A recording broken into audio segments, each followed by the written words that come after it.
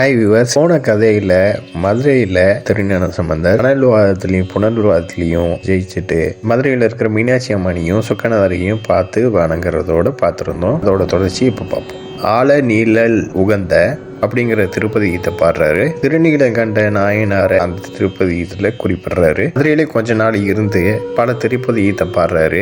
இதுக்கப்புறம் பல ஊர்களுக்கு போறாரு. சிவனை வணங்கி திருப்பதி கீதையும் பாடுறாரு. இதுக்கப்புறம் ராமேஸ்வரத்துக்கு போய் ராமநாத சுவாமியை பார்த்துட்டு திருப்பதி கீதை பாடுறாரு. அங்கிருந்தே இலங்கையில இருக்கக்கூடிய திருகோணமலையெல்லாம் வணங்கி திருப்பதி கீதை பாடுறாரு. பாண்டி நாட்டில இருந்து சோழ நாட்டுக்கு போலான்னு முடிவு எடுத்து சோழ நாட்டுக்கு கிளம்புறப்ப மன்னரும் மகாராணியும் ரொம்ப வருத்தப்படுறாங்க. இருந்தாலும் திருஞான சம்பந்தர் அவங்கள சமாதானப்படுத்திட்டு சோழ நாட்டுக்கு போறாரு. கொஞ்ச நாள் தங்கி இருந்துட்டு அதுக்கப்புறம் முள்ளிவாய் கரைக்கு போறாரு. அங்க இருக்கிற ஆத்துல வெள்ளம் ஓடிச்சு.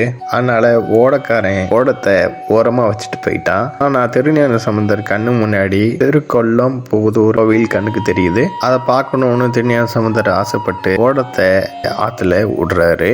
அடியர்கள் எல்லாருமே அதுல ஏறி உட்கார சொல்லிட்டு அவரும் அதுல உட்காந்து கொட்டமே கமலும் அப்படின்னு திருப்பதி கீதை பாடுறாரு. இதை பாடின உடனே ஓடம் தன்னால நெகுந்து கரை சேருது.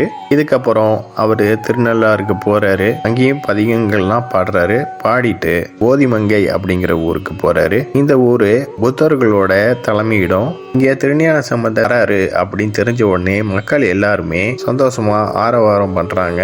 சிவநாமத்தை உச்சரிக்கிறாங்க.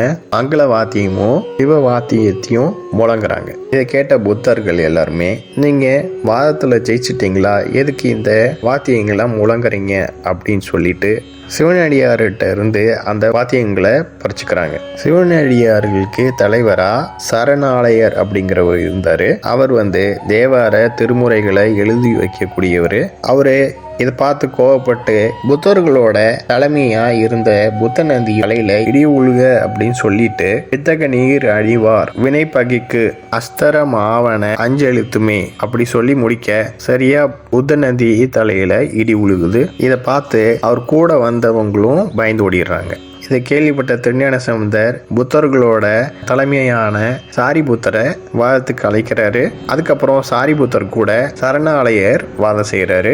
இதுக்கப்புறம் அந்த வாதத்துல தோக்குற சாரிபுத்தர் தன்னோட தோல்வியை ஒத்துக்கிட்டு சைவ மதத்துக்கு மாறி திருநீர் பூசுறாரு. அவர் கூட இருக்கிறவங்களும் சைவ மதத்துக்கு மாறி திருநீர் பூசுறாங்க.